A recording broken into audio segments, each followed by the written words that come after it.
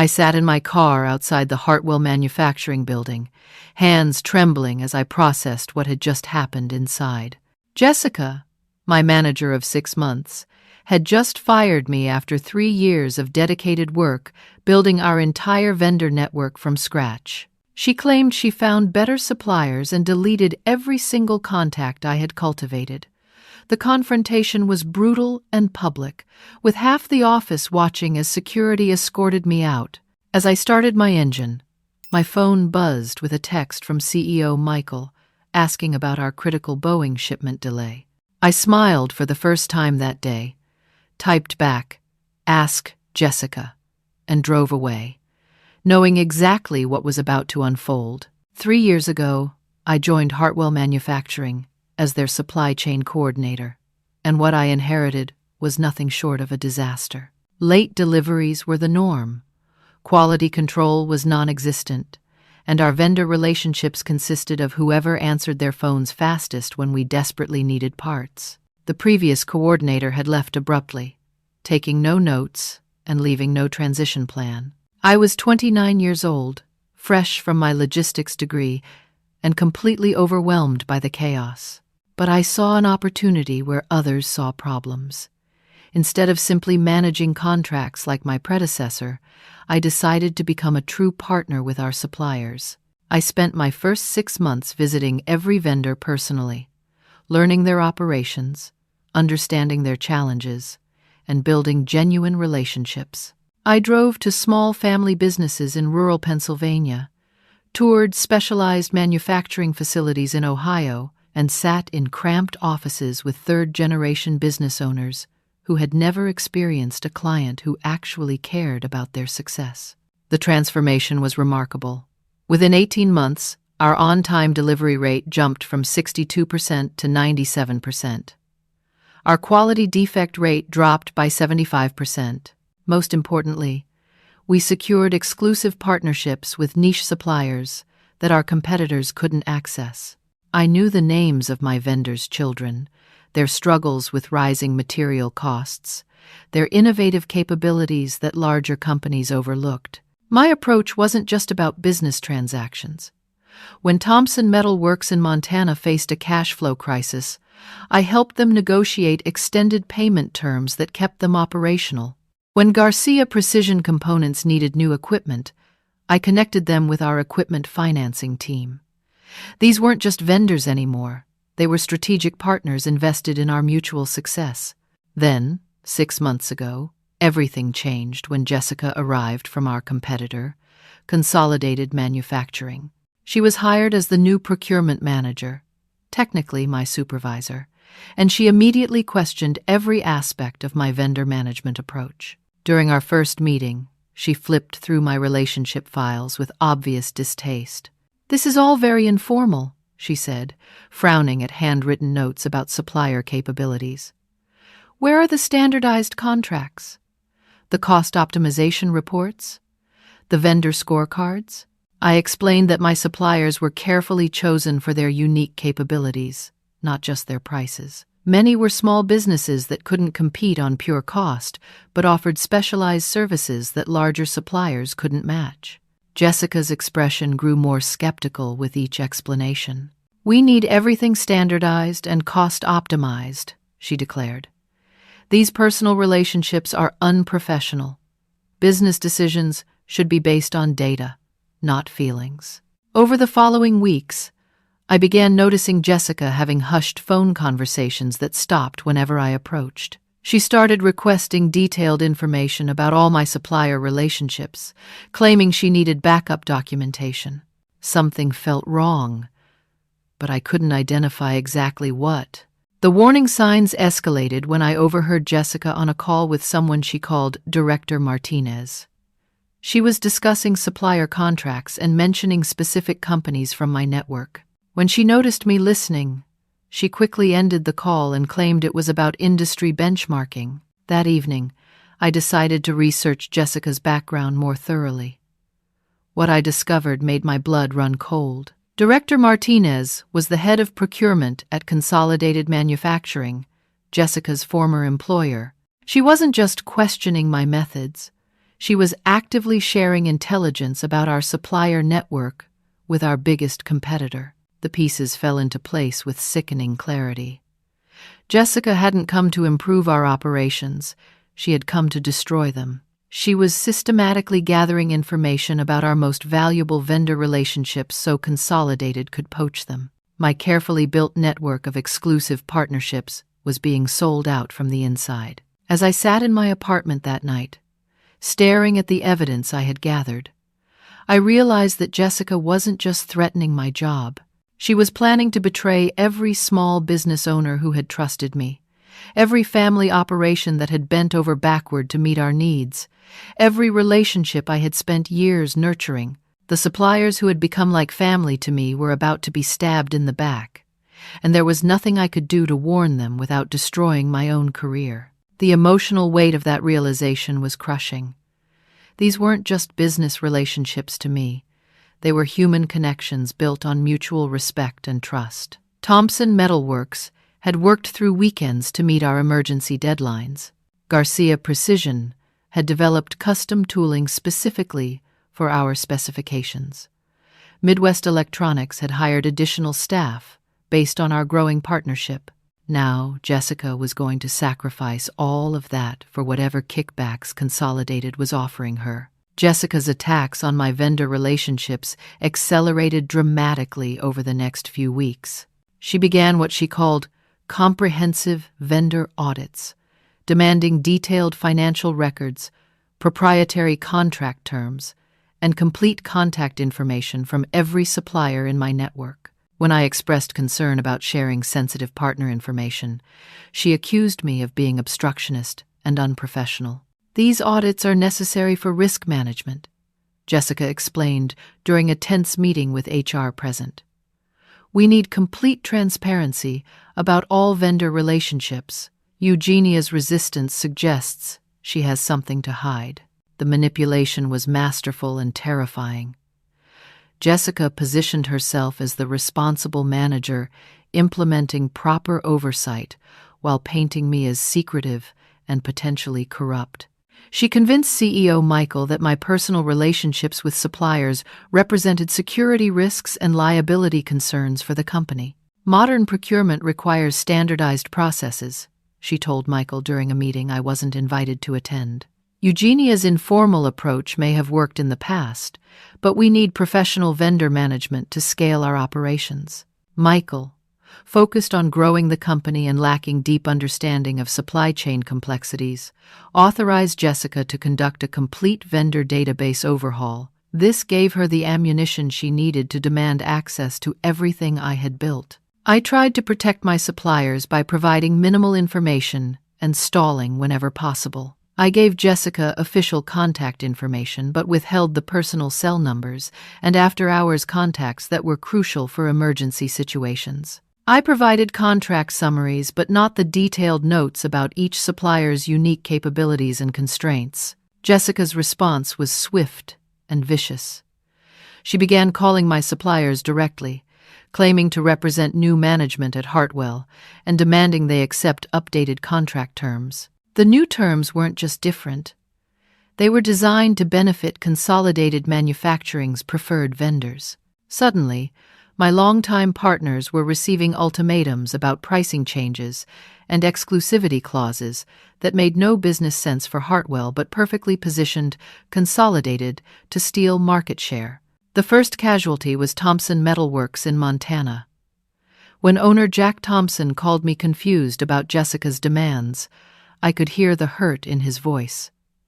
"Eugenia, I thought we had an understanding. This new manager is saying either we accept these terms or lose the contract entirely. What's going on over there?" I wanted to explain everything, but I knew any warning I gave would immediately get back to Jessica and result in my immediate termination. Instead, I could only apologize and promise that I was trying to resolve the situation. Jack's disappointed silence spoke volumes about the trust I was being forced to break. Similar calls came from Garcia Precision, Midwest Electronics, and half a dozen other partners.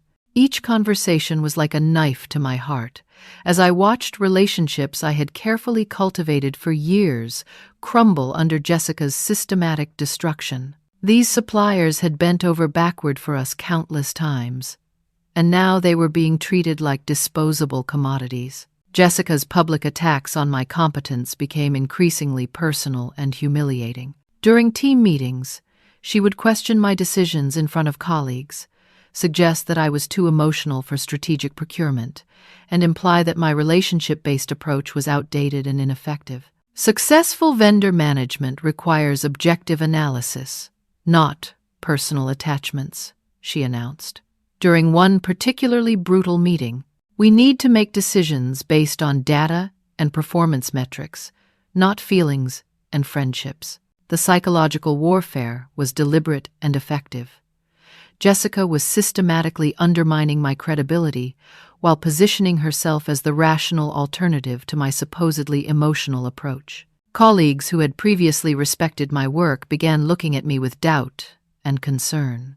The final trap came during our quarterly vendor review meeting. Jessica demanded that I hand over my personal phone, claiming that company policy required all supplier communications to go through official channels. When I hesitated, pointing out that many suppliers contacted me directly for emergency situations, she accused me of maintaining unauthorized business relationships. Either you provide complete transparency about all vendor communications, or we'll have to assume you're conducting personal business on company time, Jessica stated coldly. This isn't optional, Eugenia. Full cooperation or immediate termination. I realized in that moment that Jessica had maneuvered me into an impossible position. If I gave her access to my personal contacts, she would immediately begin destroying every relationship I had built. If I refused, she would fire me for insubordination and gain access to the company systems anyway. Either choice led to the same devastating outcome for my suppliers. As I sat in that conference room, watching Jessica's satisfied smile as she waited for my response, I felt completely powerless and utterly betrayed. 3 years of dedicated work, countless nights and weekends spent building something valuable, were about to be destroyed by someone whose only motivation was personal gain. The suppliers who trusted me were going to be sacrificed, and there was nothing I could do to protect them. The emotional toll was overwhelming. I had invested my heart and soul into building something meaningful, creating partnerships that benefited everyone involved. Now I was watching it all burn down while being forced to smile and cooperate with my destroyer. The confrontation that ended my career at Hartwell came on a rainy Tuesday morning in early October. Jessica cornered me in the main conference room with HR Director Patricia Stevens present, creating an official witness to what was clearly a planned execution. The setup felt like a trial where the verdict had already been decided. Eugenia, we've reached a decision point, Jessica began, her voice carrying false sympathy that made my skin crawl. Your resistance to our vendor management modernization has become a significant obstacle to progress. We need complete access to all supplier information, or we'll have to assume you're not committed to the company's best interests.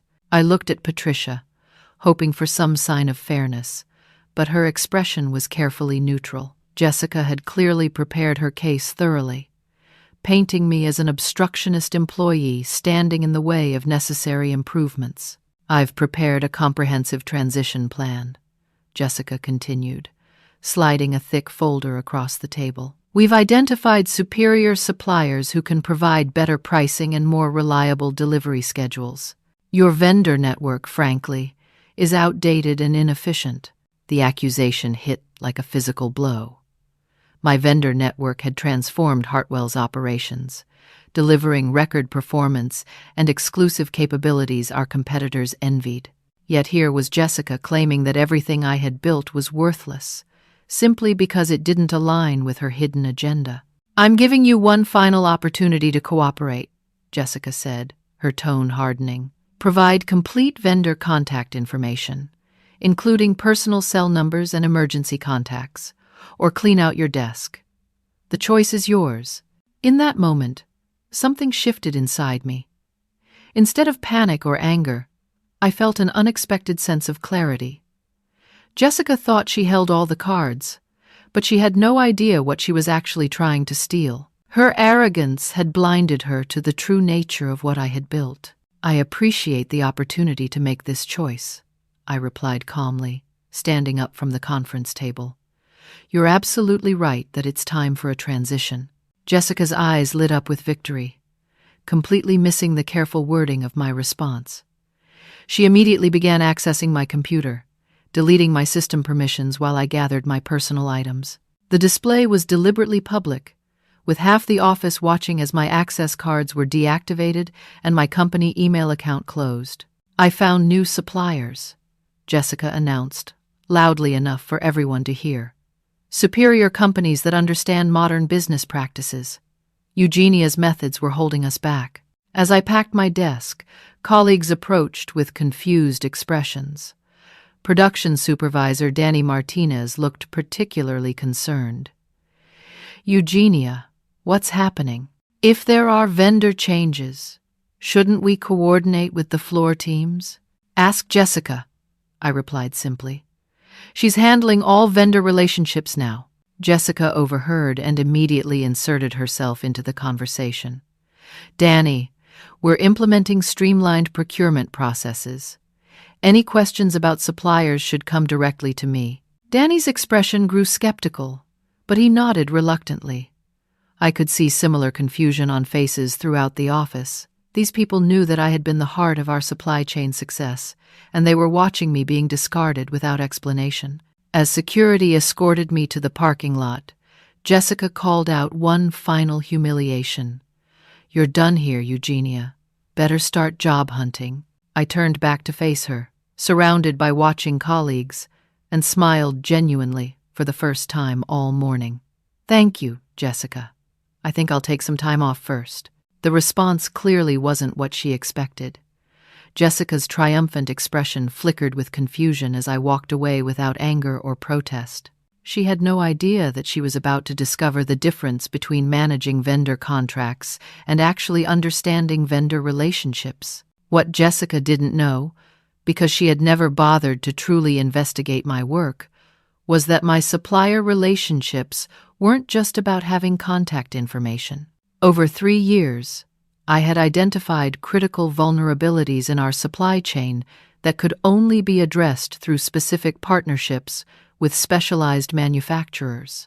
3 key components in our manufacturing process required highly specialized suppliers that weren't easily replaceable. The titanium alloy fittings for our aerospace contracts could only be produced by Thompson Metal Works in Montana, who had developed the specific metallurgy processes our applications required. The precision electronics for our automotive components came exclusively from Garcia Precision, who had invested in custom tooling designed specifically for our specifications. The rare earth magnets for our industrial motors were sourced from Midwest Electronics, a family business that had secured exclusive access to specific mineral sources.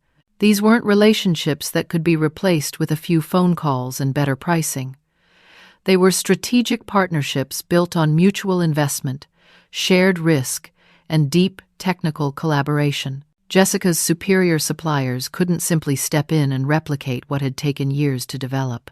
During my drive home, I felt a strange sense of peace settling over me. Yes, I had lost my job unfairly. Yes, Jessica had destroyed something valuable that I had worked hard to build. But I also knew something that Jessica didn't. She had just voluntarily taken responsibility for a system she completely misunderstood, with suppliers she had never properly vetted. During the busiest production period of our year, that evening, I called my closest suppliers to inform them professionally that I was leaving Hartwell and Jessica would be their new point of contact. I didn't reveal Jessica's betrayal or warn them about what was coming.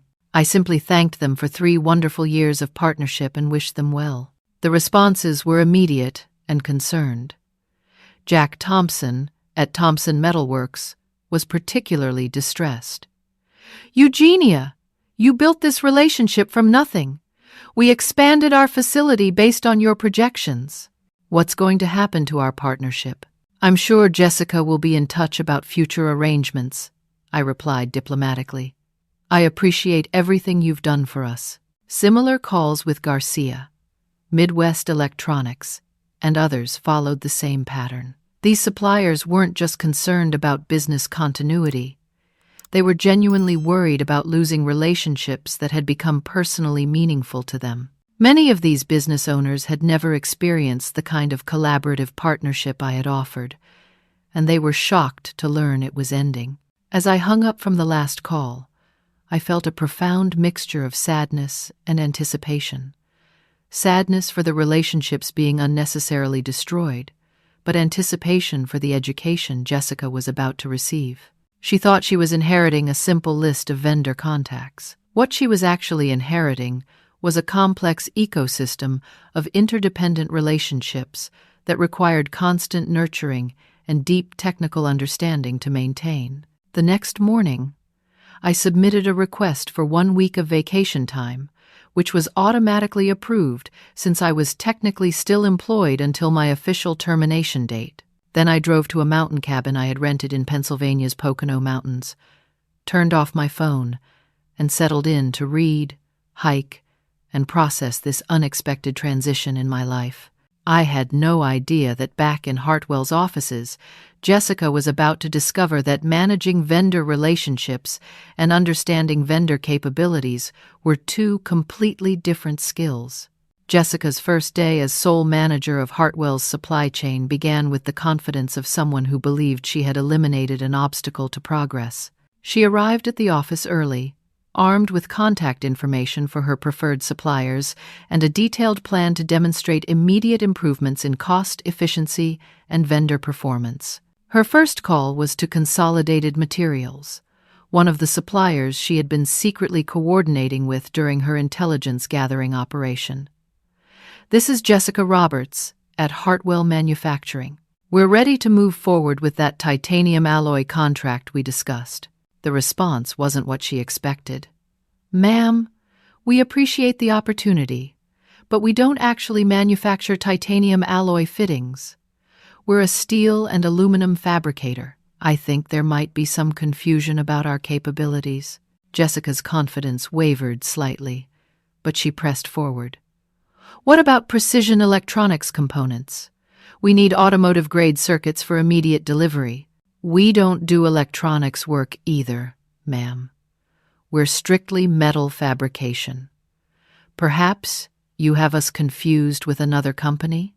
The first hint of panic crept into Jessica's voice as she realized her preferred supplier couldn't handle Hartwell's most critical components.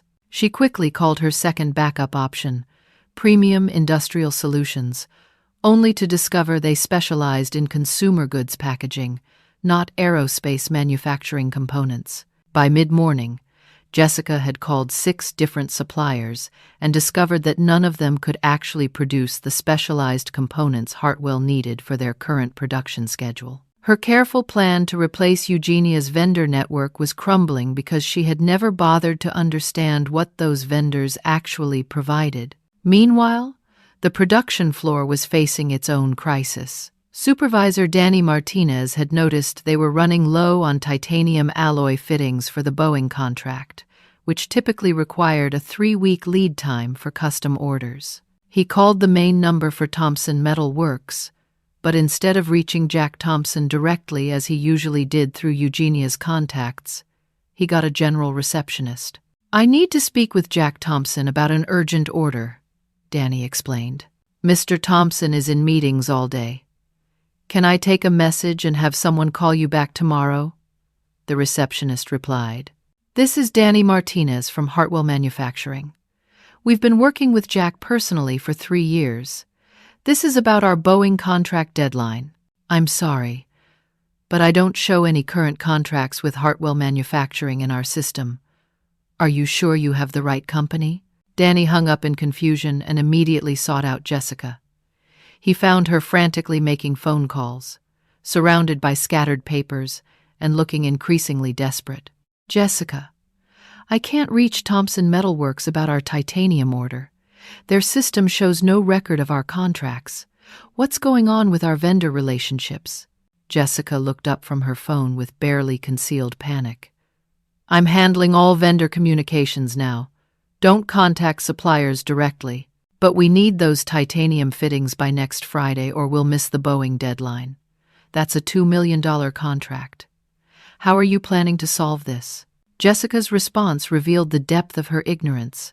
I'll find alternative suppliers with better pricing and faster delivery. Eugenia's vendors were overpriced anyway. Danny stared at her in disbelief. Jessica, those aren't standard titanium fittings. They're custom aerospace-grade components with specific metallurgy requirements. Thompson developed those specifications over 2 years of collaboration with Eugenia. You can't just order them from a catalog. The color drained from Jessica's face as she realized she had been operating under a fundamental misunderstanding of what Hartwell's suppliers actually provided. She had assumed that vendor relationships were simply about negotiating prices for standard components, not managing complex partnerships for specialized manufacturing. By noon, the crisis had escalated beyond individual component shortages. Quality Control Inspector Sarah Chen discovered that the sample electronics components Jessica had ordered from her preferred supplier failed basic functionality testing. The circuits couldn't handle the automotive vibration requirements and would result in immediate product recalls if used in production. These components don't meet our specifications at all, Sarah reported to Jessica. Where did you source these? They're not even close to Garcia Precision's quality standards. Jessica's frustration boiled over into defensive anger. Garcia was overcharging us for standard components. These are industry-standard electronics at 60% of the cost. Jessica, these aren't standard components, Sarah explained patiently. Garcia developed custom circuit designs specifically for our automotive applications. These generic circuits you ordered can't handle the performance requirements. If we use these, every single unit will fail field testing. The implications were staggering. Hartwell's automotive contracts required specialized electronics that met stringent performance standards. Garcia Precision had invested 2 years developing circuit designs that could handle extreme temperature variations, constant vibration, and electromagnetic interference. Jessica's standard replacements were essentially worthless for their applications. By late afternoon, word had spread through the supplier community that something was wrong at Hartwell Manufacturing. Jack Thompson at Thompson Metal Works had received 3 frantic calls from Jessica, demanding immediate delivery of components he had never agreed to manufacture. Garcia Precision had been contacted about electronics specifications that made no technical sense. Midwest Electronics had been asked to provide magnets with material properties that didn't exist. The suppliers were confused and concerned. These weren't the professional, technically informed communications they had grown accustomed to during their partnerships with Eugenia. Instead, they were dealing with someone who seemed to have no understanding of their capabilities or Hartwell's actual requirements. Even more troubling, several suppliers had received calls from consolidated manufacturing representatives following up on previous discussions about potential partnerships. The implication was clear. Someone had been sharing detailed information about Hartwell's supplier relationships with their primary competitor. When Thompson Metal Works, Garcia Precision, and Midwest Electronics compared notes, a disturbing pattern emerged. The same person who was now frantically demanding impossible deliveries from them had previously been secretly negotiating with their competitors. Trust, the foundation of all their relationships with Hartwell, had been completely shattered. As Jessica's first day of vendor management drew to a close, she sat in her office surrounded by failed phone calls, rejected proposals, and the growing realization that she had completely misunderstood the complexity of what she had destroyed. The specialized components that kept Hartwell's production lines running weren't commodity items that could be sourced from any supplier. They were the result of years of collaborative development between Eugenia and carefully selected partners. The most devastating realization was still to come. Many of Hartwell's suppliers had been operating at full capacity, specifically to meet their partnership commitments. Now that those relationships were damaged, several key vendors were already negotiating contracts with other manufacturers who could appreciate their specialized capabilities. Eugenia's carefully built ecosystem of mutual dependence and shared success was collapsing, and Jessica was discovering that rebuilding it wouldn't be a matter of making better deals or finding cheaper alternatives. It would require the kind of long-term relationship building and technical expertise that she had dismissed as unprofessional and outdated. By Wednesday morning of Jessica's first week managing the supply chain, Hartwell Manufacturing was facing a crisis that threatened the company's survival. The production floor had completely shut down due to lack of essential components, and Jessica's desperate attempts to find replacement suppliers had only made the situation worse. The breaking point came when production supervisor Danny Martinez arrived at work to find an empty loading dock where the weekly shipment of rare earth magnets should have been waiting. These magnets were critical components for Hartwell's industrial motor assemblies, and without them, 3 separate production lines couldn't operate. "Where's our magnet delivery from Midwest Electronics?" Danny asked the receiving clerk. "Nothing scheduled today," came the reply. "Hasn't been anything from Midwest all week." Danny immediately called Jessica's office. "We're completely out of rare earth magnets. The motor assembly line is shut down. When is Midwest Electronics delivering?" Jessica's voice carried barely controlled panic. "I'm working on alternative suppliers. Midwest was overcharging us by 30%. I found vendors who can provide the same magnets at much better prices." "Jessica, when are the alternative suppliers delivering? We have customer orders backing up. There are some technical specifications to work out. Give me another day or two." Danny's experience managing production for 15 years told him that technical specifications to work out meant Jessica had no idea what she was talking about. He called Midwest Electronics directly, reaching owner Patricia Wong. "Patricia, this is Danny Martinez at Hartwell. We're expecting our weekly magnet shipment. Can you confirm the delivery schedule?" The silence on the other end of the line was telling. Finally, Patricia spoke carefully. "Danny, we received notice that Hartwell was terminating our partnership. Your new procurement manager informed us that you'd found alternative suppliers." "What? When did this happen?" "Yesterday. She said our magnets didn't meet your new cost requirements and that you were switching to offshore suppliers. We've already committed our production capacity to other customers." Danny felt his stomach drop. Patricia Wong had been supplying Hartwell for 2.5 years. Ever since Eugenia had discovered that Midwest Electronics had exclusive access to rare earth minerals from a specific mine in Nevada. These weren't generic magnets that could be ordered from any supplier. They were custom-formulated magnetic alloys, designed specifically for Hartwell's motor applications. "Patricia, I think there's been a serious misunderstanding.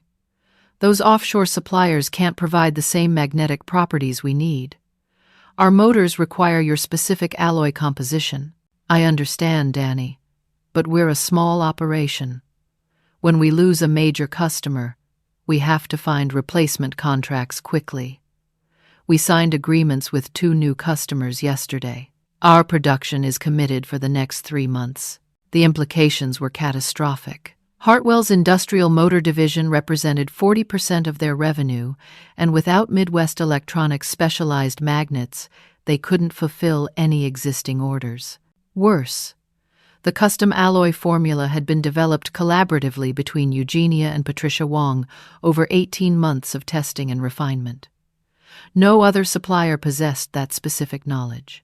Meanwhile, on the other side of the building, Quality Control Manager Sarah Chen was discovering the full scope of Jessica's supplier incompetence. The replacement electronics components Jessica had rushed into production were failing at a 97% rate during basic functionality testing. "These circuits are completely inadequate," Sarah reported to Jessica during an emergency meeting. "They can't handle automotive temperature ranges, they fail under vibration stress, and the electromagnetic shielding is non-existent. If we ship these to customers, we'll face massive recalls and potentially lawsuit." Jessica's response revealed her complete detachment from reality. The vendor assured me these components meet industry standards.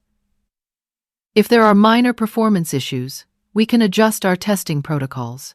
Jessica, you can't adjust physics, Sarah replied with strained patience. These components are fundamentally incompatible with automotive applications. Garcia Precision spent 18 months developing circuits that could handle our performance requirements. These generic replacements can't be made to work through testing protocol changes. The financial implications were becoming clear to everyone except Jessica. Each day of production shutdown was costing Hartwell $50,000 in fixed overhead costs alone. Customer penalties for missed deliveries were accumulating rapidly. The Boeing contract included liquidated damages clauses that would cost $200,000 if their aerospace components weren't delivered by Friday. By Thursday morning, word of Hartwell's crisis had spread throughout the manufacturing industry. Competitors were aggressively pursuing Hartwell's customers, offering alternative suppliers for the contracts that Hartwell could no longer fulfill. Several major clients had already initiated discussions about emergency sourcing arrangements that would exclude Hartwell from future projects. CEO Michael Patterson finally grasped the severity of the situation when Boeing's procurement director called him personally. "Michael, we're not receiving communication about our component delivery. Our production schedule depends on those titanium fittings being delivered tomorrow. What's your status?" Michael had to admit he didn't know, since Jessica had insisted on handling all vendor communications directly. When he tracked down Jessica, he found her making increasingly frantic phone calls to suppliers who either couldn't provide the components Hartwell needed or had already committed their capacity to other customers. "Jessica, Boeing is demanding an update on their titanium fitting delivery. When will Thompson Metal Works deliver?" Jessica's answer revealed the depth of the catastrophe. "Thompson Metal Works is no longer our supplier. I terminated that relationship for cost efficiency reasons. I'm sourcing titanium components from Consolidated Materials at 40% savings. When will Consolidated deliver?" "They're working through some technical challenges with the specifications. It may take a few weeks to resolve." Michael felt the blood drain from his face. "Jessica, the Boeing contract has a penalty clause of $200,000 if we miss tomorrow's deadline. Are you telling me we can't deliver?" "The delay is temporary. Once we work through the initial transition challenges, our new suppliers will provide better service at lower costs." Michael's 15 years of manufacturing experience told him that transition challenges meant Jessica had destroyed relationships with suppliers who couldn't be easily replaced. The specialized components that had given Hartwell its competitive advantage were the result of years of collaborative development that Jessica had discarded for imaginary cost savings. That afternoon, Michael hired emergency consultants from Supply Chain Analytics to assess the damage. Their preliminary report, delivered within hours, was devastating. Hartwell's supplier network had been systematically dismantled and would require 12 to 18 months to rebuild at costs that may exceed current company resources. The consultant's most damning finding was that Jessica's preferred suppliers either didn't exist, couldn't meet Hartwell's specifications, or were fronts for Consolidated Manufacturing to gain access to Hartwell's proprietary requirements. Her entire vendor replacement strategy appeared designed to benefit Hartwell's primary competitor rather than Hartwell itself.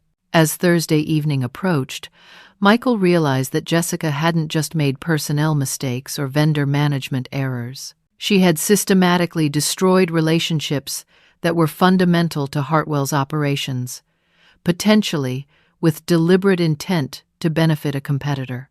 The company faced not just operational crisis, but possible industrial espionage and corporate sabotage. The most ironic aspect of the disaster was that Eugenia, the person who could potentially solve these problems, was completely unreachable. Her emergency contacts led to voicemail boxes, her apartment was empty, and none of her colleagues knew where she had gone. The person whose expertise they desperately needed had disappeared just as thoroughly as the supplier relationships she had built. Friday morning brought the full weight of Hartwell Manufacturing's crisis crashing down on CEO Michael Patterson's shoulders. Boeing's procurement team was demanding immediate answers about their missing titanium components. The automotive division was facing production stoppages that could trigger customer lawsuits, and the industrial motor assembly line remained completely shut down with no resolution in sight. Michael convened an emergency board meeting with the company's major investors, knowing that the explanations he was about to provide could result in his own termination. Board Chairman Robert Hayes listened with growing alarm as Michael detailed the scope of the supply chain collapse.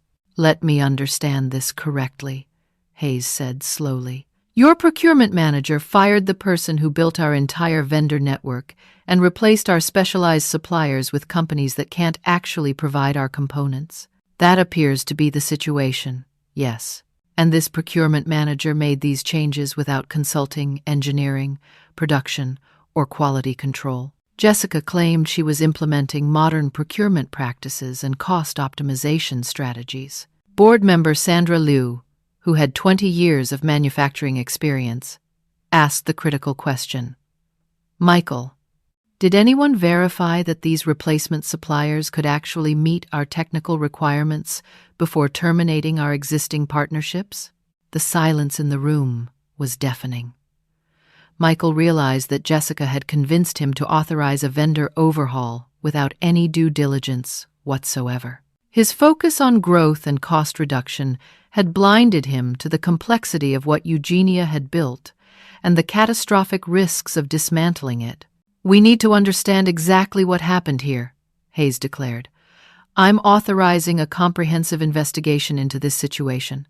If this was corporate sabotage, we need to know immediately."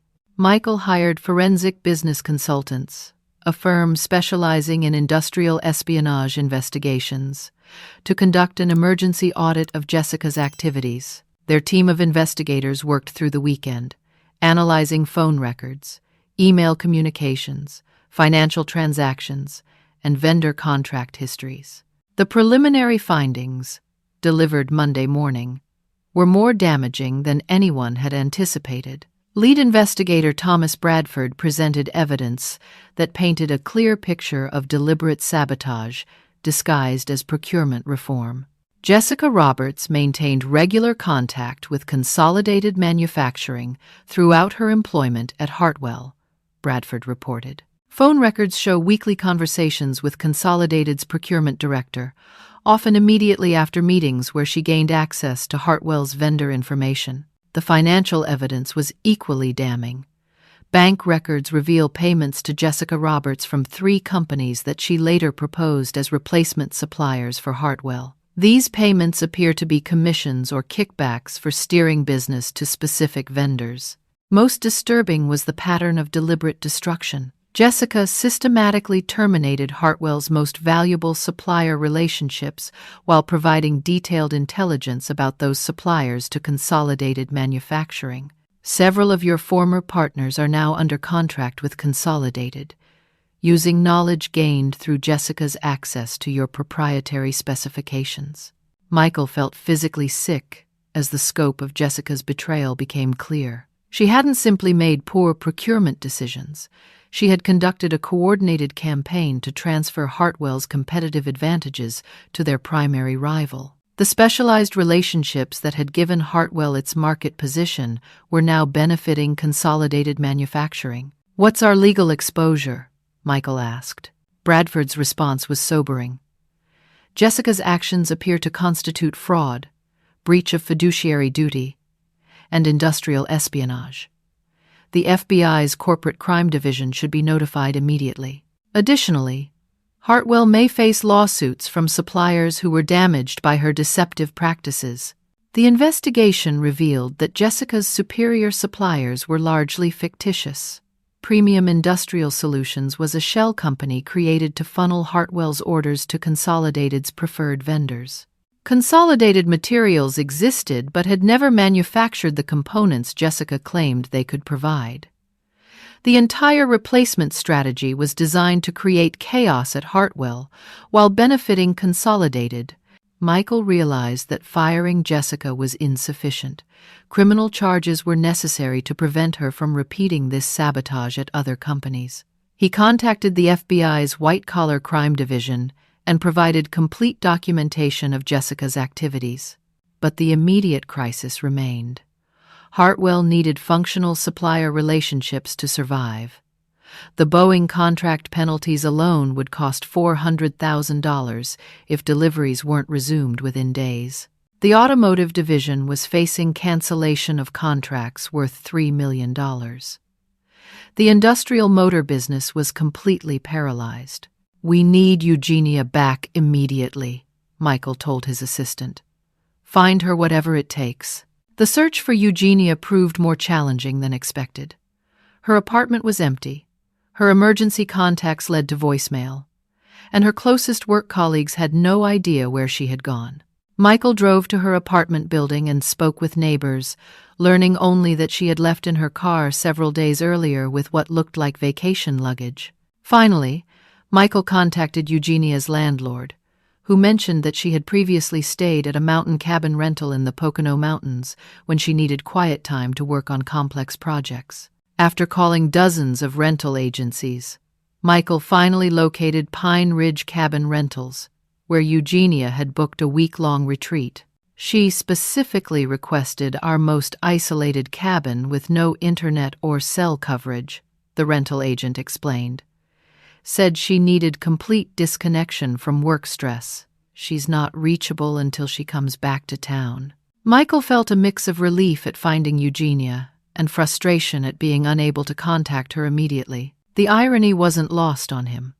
While Jessica had been systematically destroying Hartwell's supplier relationships, Eugenia had been peacefully hiking and reading in the mountains, completely unaware of the chaos unfolding in her absence. Late Monday afternoon, Michael made the decision to drive to the Pocono Mountains personally. The 3-hour drive gave him time to consider how thoroughly he had failed in his leadership responsibilities. He had allowed Jessica to manipulate him into authorizing the destruction of relationships that were fundamental to Hartwell's success. His focus on cost reduction and modernization had blinded him to the value of what Eugenia had built. When Michael finally reached the remote cabin Tuesday evening, he found Eugenia sitting on the porch with a book, looking more relaxed than he had seen her in months. Her surprise at seeing him was evident, but her greeting was cordial and professional. "Michael, this is unexpected. What brings you all the way out here?"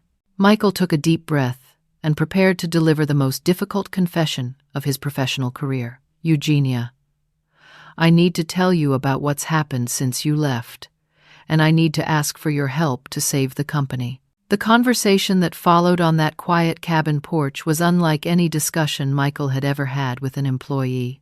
As he explained the full scope of the disaster Jessica had created, he watched Eugenia's expressions shift from surprise to sadness to a kind of calm understanding that suggested she had anticipated something like this might happen.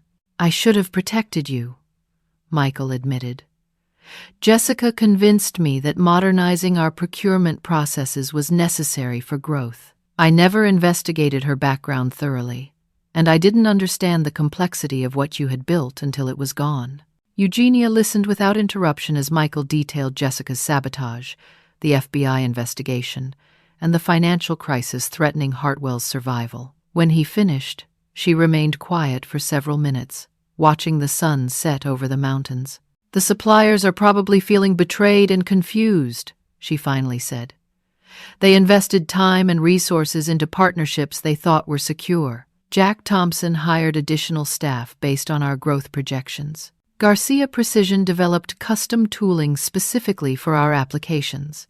They didn't deserve to be treated as disposable assets. That's why I need you to come back," Michael said urgently. "You're the only person who understands these relationships well enough to rebuild them. I know this is asking a lot after what Jessica did to you, but Hartwell won't survive without your expertise." Eugenia stood up and walked to the porch railing, considering the proposition carefully. "Michael, if I return, things have to be fundamentally different. Supplier relationships can't be treated as cost centers to be optimized away." These partnerships require long-term commitment and respect for mutual benefits. Name your terms, Michael replied immediately. First, I want authority over all supplier relationships with no interference from procurement management. Second, any future changes to vendor partnerships require my approval and detailed transition planning. Third, supplier relationship management needs to be recognized as a strategic function, not an administrative task. Michael nodded emphatically. Agreed. What else? I want the title of Vice President of Strategic Partnerships with direct reporting to you. The salary should reflect the strategic value of this function, and Jessica's replacement reports to me, not the other way around. Done. Anything else? Eugenia smiled for the first time during their conversation. I want written confirmation that vendor relationship building activities, like visiting supplier facilities, attending industry conferences, and maintaining personal relationships with key partners, are recognized as essential job functions, not unprofessional behavior. You'll have that in writing by Friday, Michael promised. The drive back to Hartwell Manufacturing the next morning was filled with strategic discussions about supplier recovery efforts. Eugenia had spent the past week processing her career transition and had actually developed preliminary thoughts about how to rebuild damaged relationships if the opportunity arose. The first priority is honest communication, she explained. These suppliers need to understand that Jessica was acting fraudulently and that her treatment of them doesn't represent Hartwell's values. They deserve complete transparency about what happened.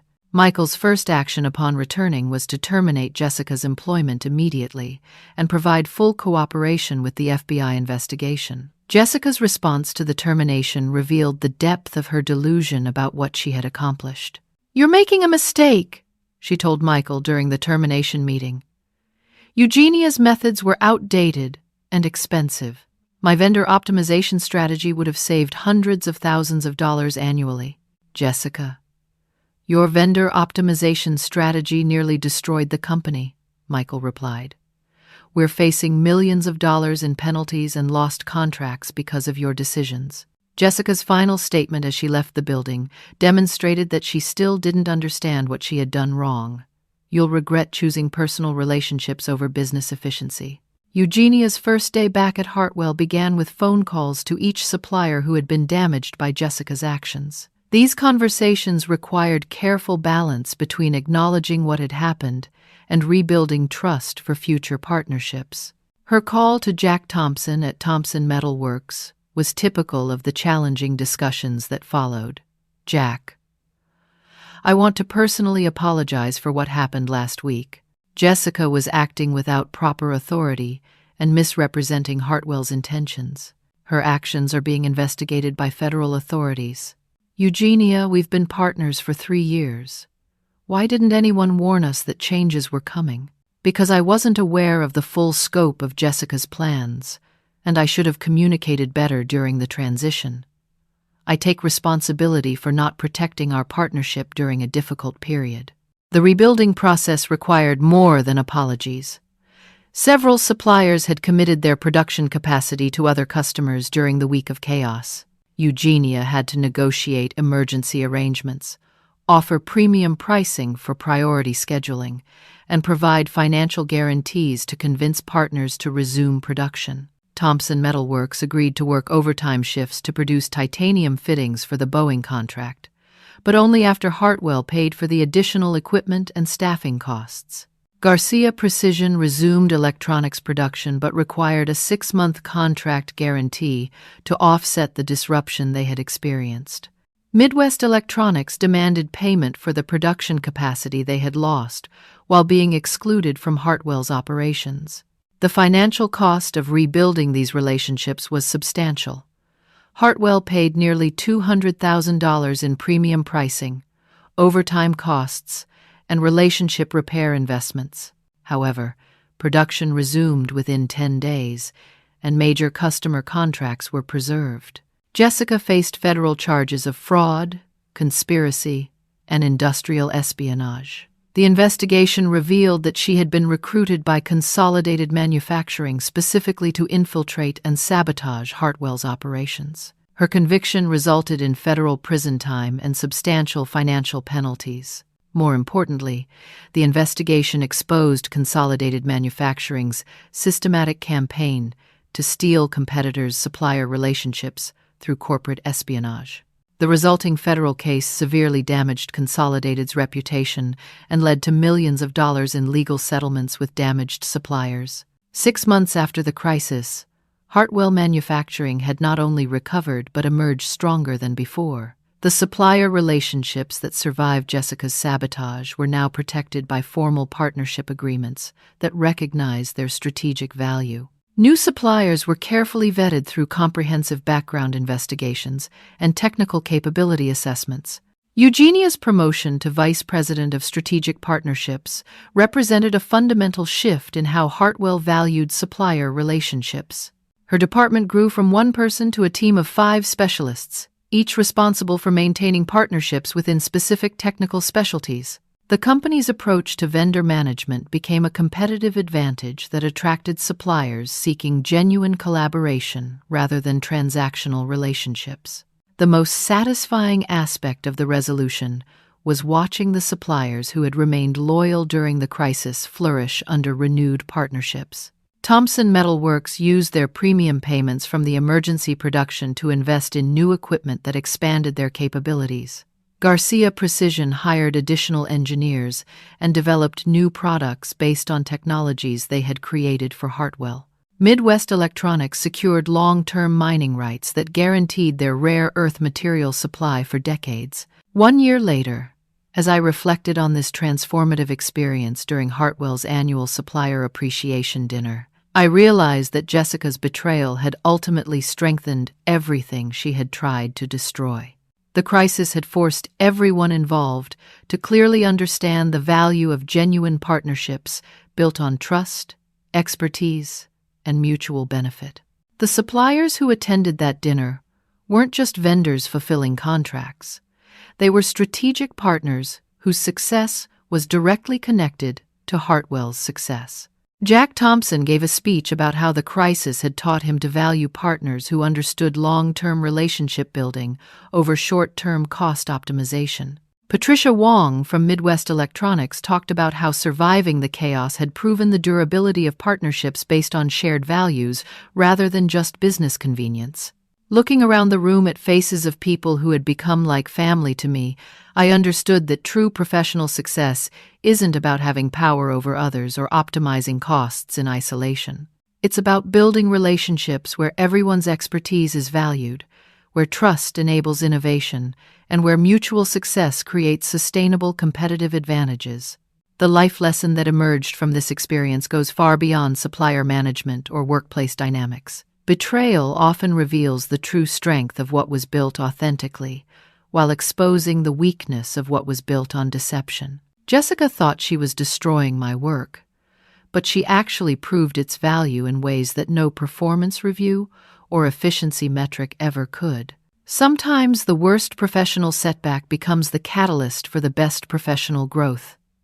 My week in the mountains taught me to recognize my own worth, independent of any particular job or relationship. Returning to Hartwell on my own terms, with clear authority and appropriate recognition, created opportunities for impact that I never could have achieved under the old structure. The suppliers who trusted me through the crisis became advocates who strengthened my reputation throughout the industry. The leadership team that witnessed my professionalism during the recovery gained confidence in my strategic judgment that opened doors to broader responsibilities. Even Jessica's attempt to sabotage my career ultimately expanded my influence and authority. Most importantly, I learned that authentic expertise and genuine relationships can't be easily replicated or destroyed. Jessica could copy my contact lists and steal my vendor information, but she couldn't duplicate the trust and collaboration that created the real value in those partnerships. The depth of knowledge and mutual respect that had developed over years of shared challenges couldn't be transferred to spreadsheets or replaced with cheaper alternatives. For anyone facing workplace betrayal or professional sabotage, remember that people who try to steal your work or undermine your relationships usually expose their own limitations more than they damage your reputation. Focus on building value that can't be easily copied, maintaining integrity that can't be questioned, and developing expertise that can't be replaced. The strength of what you build authentically will become evident when it's tested by those who mistake volume for value or efficiency for effectiveness. What experiences have you had with workplace betrayal or professional challenges that ultimately led to better opportunities? How do you protect relationships and expertise that are valuable but vulnerable? Have you ever discovered that losing something you valued opened doors to something even better? Share your thoughts in the comments below. And if this story resonated with your own professional journey, please like this video and subscribe for more stories about finding strength through adversity. Don't forget to share this with anyone who might benefit from understanding how authentic expertise and genuine relationships can survive attempts to destroy them. Thank you for listening, and I wish you all the courage to build something meaningful and the wisdom to recognize its true value when it's tested.